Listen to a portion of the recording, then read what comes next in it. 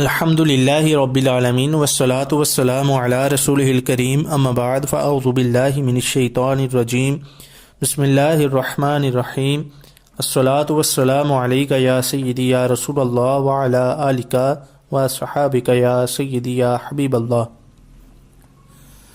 سیدنا ابو بکر صدیق رضی اللہ تعالی عنہ کا تعلق عرب کے مشہور قبیلہ قریش سے تھا۔ ان کا سلسلہ نسب 5ویں پشت میں حضور نبی کریم صلی اللہ تعالی علیہ وسلم سے جا ملتا ہے۔ صدیق اکبر رضی اللہ تعالی عنہ کی پیدائش حضور نبی اکرم صلی اللہ تعالی علیہ وسلم سے 2.5 سال بعد میں ہوئی اور والدین نے آپ کا نام عبد القعبہ رکھا، مگر حضور اکرم صلی اللہ تعالی علیہ وسلم نے آپ کا نام عبداللہ رکھا اور آپ کی کنیت ابو بکر ہے اور صدیق اور عتیق آپ کے لقب ہیں۔ آپ کے والد کا نام ابو قحافہ عثمان تھا اور والدہ کا نام ام الخیر سلمہ تھا۔ اور سیدنا صدیق اکبر رضی اللہ تعالیٰ عنہ کی شان یہ ہے کہ آپ کی صحابیت قرآن مجید سے ثابت ہے۔ اللہ تعالیٰ نے قرآن مجید میں فرمایا والذی جاء بالصدق وصدق بہ اولئک ھم المتقون۔